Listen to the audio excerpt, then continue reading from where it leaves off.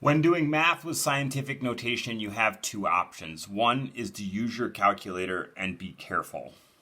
I think that this has its detriment, meaning that you've removed a piece of logic that is important in many other mathematical operations. And so using your calculator and being careful can work. But if we look at things like, let's keep it simple. We'll say 3 times 10 to the 5th times 4 times 10 to the minus 10. Like any operation, if I say A times B times C times D, I can rearrange these in any combination I want, and they'll always be equal to each other. And so here I can do the exact same thing, and I can say 3 times 4 times 10 to the 5th times 10 to the minus 10. And again, if I think of 10 to the 5th times 10 to the minus 10 separately, I hopefully can come to this, that this is 10 times 10 times 10 times 10 times 10, 10 fives, or sorry, 5 tens, divided by 10 tens, because that's what a negative, x squared equals x times x.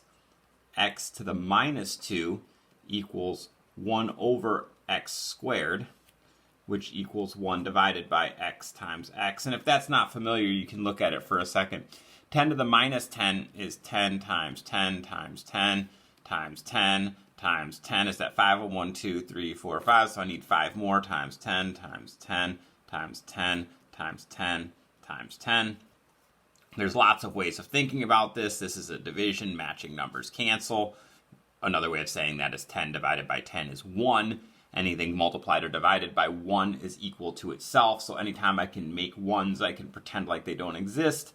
And there is another one, and there is another one, and there is another one, and there is another one. Everything canceled out on the top. So this would equal 1 divided by 10 times 10 times 10 times 10, or 10 to the 5th, which is equal to 10 to the negative 5.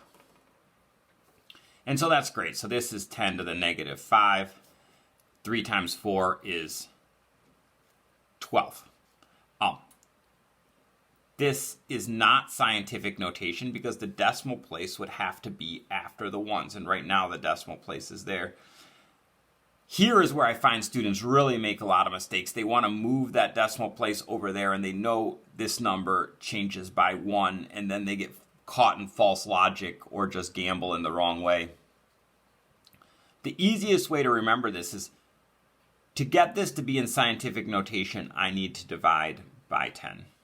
But I can't just divide a number by 10. If I divide a number by 10, I need to also multiply by 10.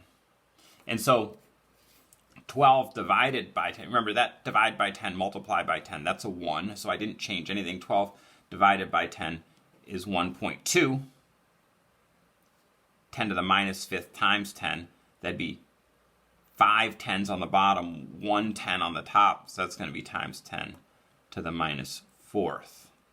And again, there's lots of resources online with that, and I don't want to dwell too long on it right now.